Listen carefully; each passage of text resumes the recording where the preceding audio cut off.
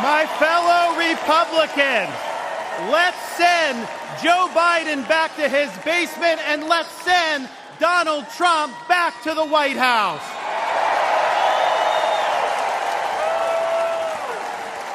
Life was more affordable when Donald Trump was president. Our border was safer under the Trump administration, and our country was respected when Donald Trump was our commander-in-chief. Joe Biden has failed this nation. As a veteran, I was appalled when 13 of our service members were killed in Afghanistan due to Joe Biden's dereliction of duty.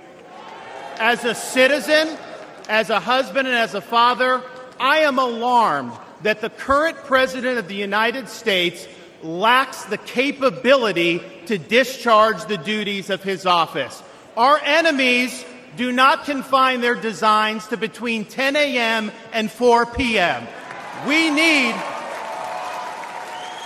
a commander-in-chief who can lead 24 hours a day and 7 days a week. America cannot afford 4 more years of a weekend at Bernie's presidency. But let's be honest. Let's be honest here.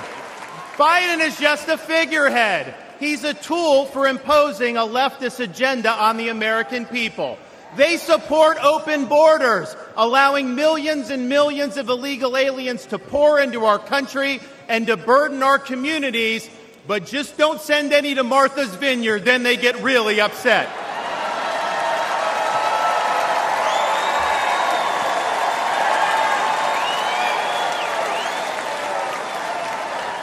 They have unleashed progressive prosecutors across our nation who care more about coddling criminals than about protecting their own communities. They use the unelected bureaucracy to impose their will on us without our consent, and they weaponize political power to target their political opponents like they've done to our own nominee. They want to ban gas automobiles, eliminate Second Amendment rights, and impose gender ideology on everyone from our infantrymen to kindergartners. They stand for DEI, which really means division, exclusion, and indoctrination, and it is wrong.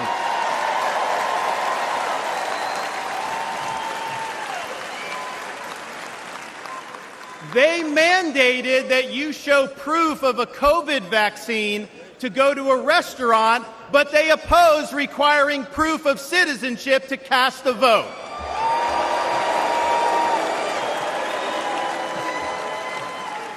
They can't even define what a woman is. Now, Donald Trump stands in their way, and he stands up for America. Donald Trump has been demonized, he's been sued, he's been prosecuted, and he nearly lost his life. We cannot let him down, and we cannot let America down.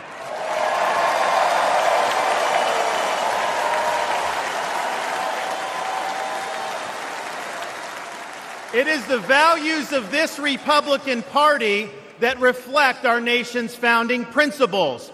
We believe schools should educate, not indoctrinate. We stand for parents' rights, including universal school choice. We support law and order, not rioting and disorder. We seek a strong, focused United States military, not one distracted by a social agenda.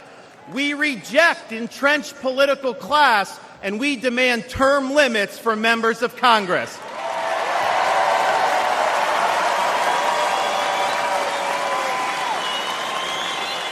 We stand for fiscal sanity, for low taxes, and for reduced debt. We seek to reclaim the constitutional government as envisioned by our founding fathers by bringing the administrative state to heel once and for all. We believe that you must be a citizen in order to vote. and that photo ID should be required before casting a ballot.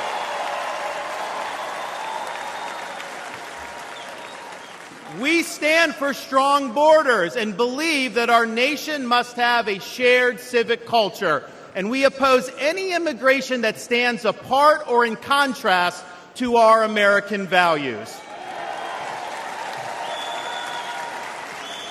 We believe in the principles articulated in the Declaration of Independence that our rights come not from the generosity of the state, but from the hand of the Almighty, including the right to life, liberty, and the pursuit of happiness.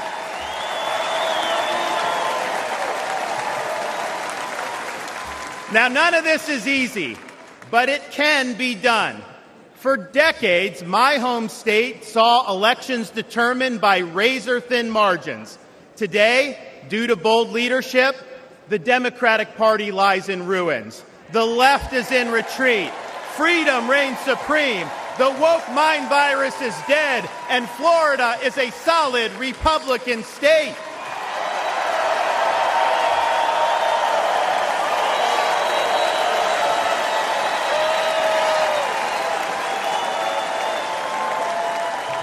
Now, electing Donald Trump gives us the chance to do this all across America.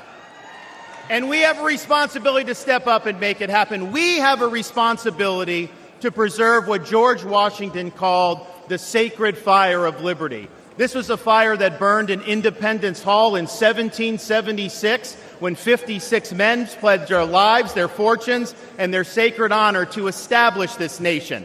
It's a fire that burned at a cemetery in Gettysburg, Pennsylvania, when our nation's first Republican president pledged this nation to a new birth of freedom. It's a fire that burned at the foot of the Berlin Wall in 1987, when our nation's 40th president stood in front of that wall and said, "Mr. Gorbachev, tear down this wall."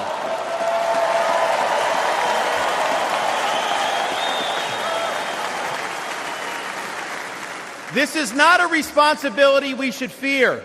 It's a responsibility we should welcome. After all, if not us, who? And if not now, when? Let's make the 45th President of the United States the 47th President of the United States.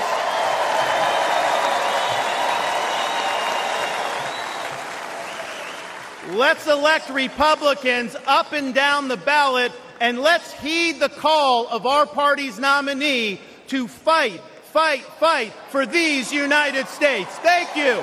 God bless you. Let's win in November. Thank you so much.